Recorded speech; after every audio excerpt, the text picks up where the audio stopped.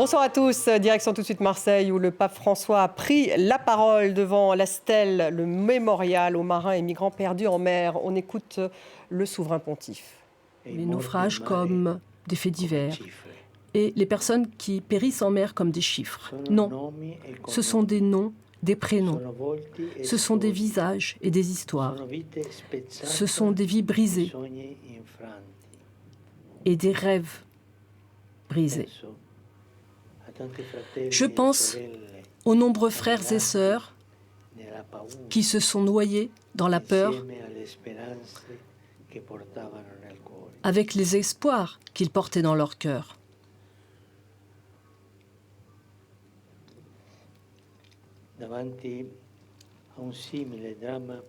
Face à un tel drame, les mots ne servent pas. On a besoin de faits.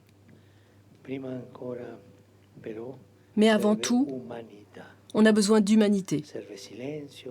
On a besoin de silence, de pleurs, de compassion et de prière. Je vous invite maintenant à un moment de silence en mémoire de nos frères et sœurs.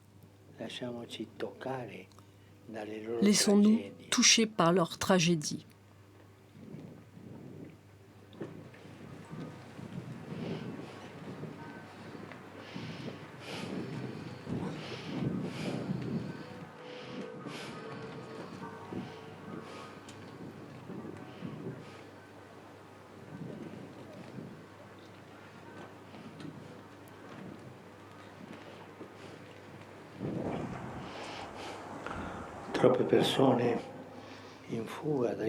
Trop de personnes qui fuient les conflits, la pauvreté, les catastrophes environnementales trouvent dans les vagues de la Méditerranée un refus définitif face à leur recherche d'un meilleur avenir. Et c'est ainsi que cette mer splendide est devenue un énorme cimetière où de nombreux frères et sœurs sont privés même du droit d'avoir une tombe.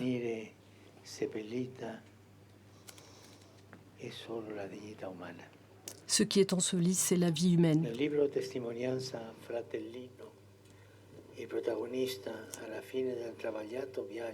À la fin d'un voyage, un jeune homme qui venait de la République de Guinée a affirmé que quand on est sur la mer, on est à un carrefour. D'un côté, il y a la vie, d'un autre côté, il y a la mort. Et là, il n'y a pas de voie d'issue autre que celle-ci. Chers amis, devant nous aussi, nous avons un carrefour. D'une part, d'un côté, la fraternité qui féconde la communauté humaine de bien, et de l'autre côté, l'indifférence qui ensangle la Méditerranée. Qui ensanglante la Méditerranée. Nous sommes face à un carrefour de la civilisation. La culture de l'humanité et de la fraternité ou la culture de l'indifférence. Que chacun se débrouille comme il le peut. Nous ne pouvons pas nous résigner à voir des êtres humains traités comme de la marchandise, emprisonnés, torturés de façon atroce. Nous le savons. Et très souvent, lorsqu'on les renvoie chez eux, eh bien, ils vont être torturés et emprisonnés. Nous ne pouvons plus assister au drame des naufrages qui sont dus à des trafics odieux et au fanatisme de l'indifférence. Une indifférence qui devient fanatique. Les personnes qui risquent de se noyer lorsqu'elles sont abandonnées dans les flots doivent être secourues. C'est un devoir d'humanité. C'est un devoir de civilisation.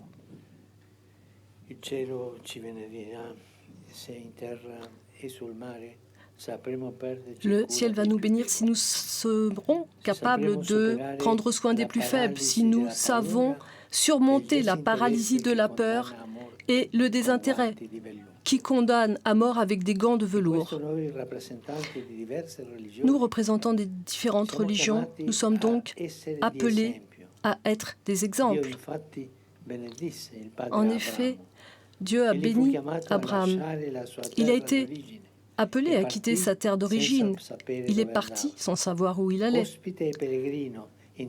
Il était pèlerin et accueilli dans une terre étrangère.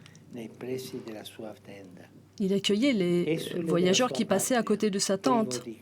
Il était sans terre, il était loin de sa patrie, mais lui-même a été malgré tout la patrie de tous.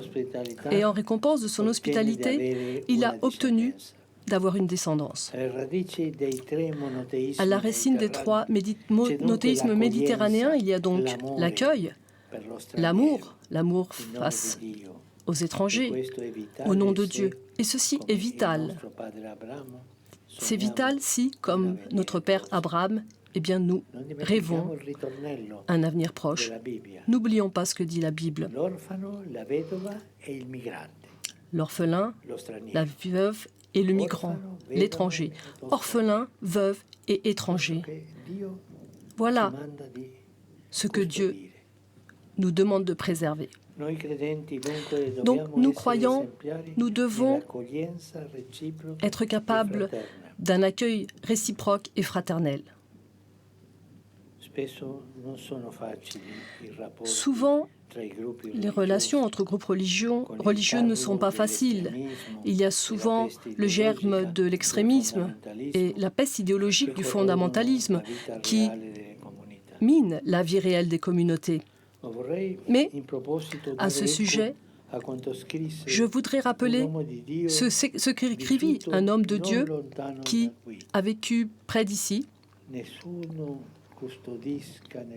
que personne ne garde dans son cœur des sentiments de haine pour autrui, mais de l'amour, car si l'on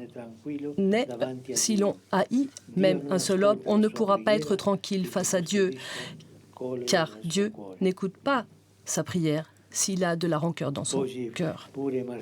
Et donc aujourd'hui, Marseille aussi est caractérisée par une grande pluralité religieuse. Marseille a devant elle un carrefour, la rencontre ou le heurt.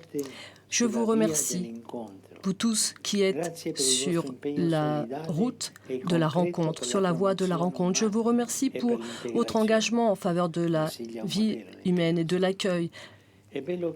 Marseille est un modèle d'intégration et ici, il y a beaucoup d'entités, de personnes qui travaillent auprès des migrants. Et il y a également un organisme d'entraide religieuse qui promeut la coexistence pacifique. Nous regardons les pionniers, les témoins du dialogue comme Jules Isaac, qui a vécu près d'ici et dont on a rappelé récemment le 60e anniversaire de la mort. Vous êtes la Marseille de l'avenir. Continuez. Continuez sans vous décourager, car cette ville doit être pour la France, pour l'Europe et pour le monde une mosaïque d'espérance.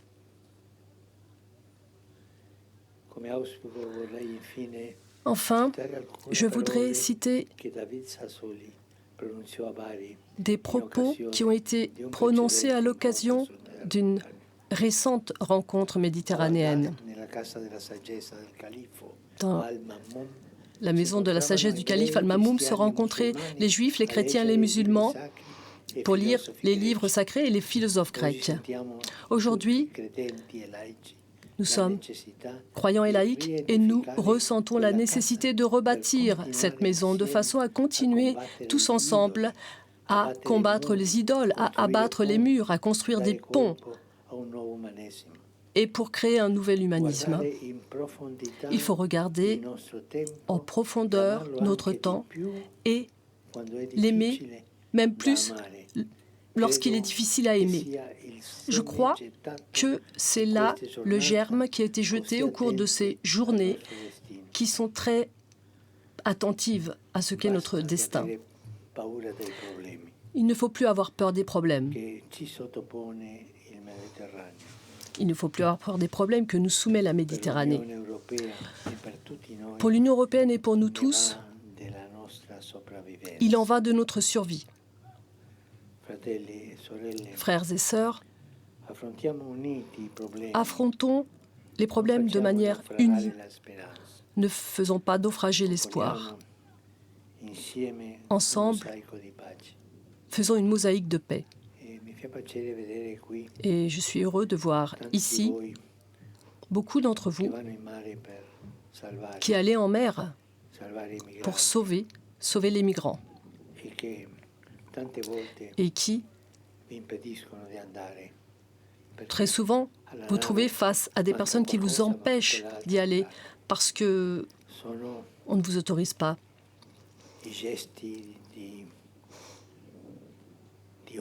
Ce sont des gestes de haine contre des frères, déguisés en équilibre, en geste d'équilibre. Et donc, merci pour tout ce que vous faites.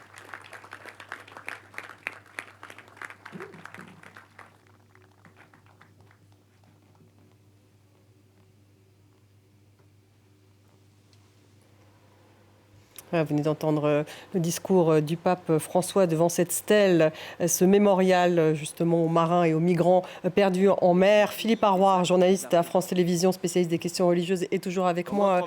Rebonsoir. Philippe, comment caractériser ce discours? C'est vraiment le pape des migrants, là, qu'il incarne. Fort pour les migrants. Et c'est un geste fort contre ceux qui s'opposent aux migrants. Il y a quelques mots qu'il faut retenir. Les mots ne servent à rien, dit-il. On a besoin de faits. Il dit encore, il y a d'un côté la fraternité et de côté l'indifférence. Et l'indifférence, il est contre, évidemment, l'indifférence. Il dit que Marseille est une mosaïque d'espérance. Il dit qu'il faut véritablement s'emparer de ce problème, et pas seulement les catholiques.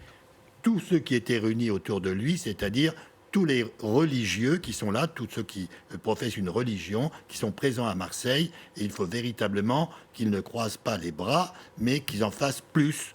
Et c'est un peu le but d'ailleurs des rencontres de la Méditerranée. De la Méditerranée. Dites-nous un mot sur ces rencontres de la Méditerranée. Ces rencontres, c'est très simple, ce sont les troisièmes.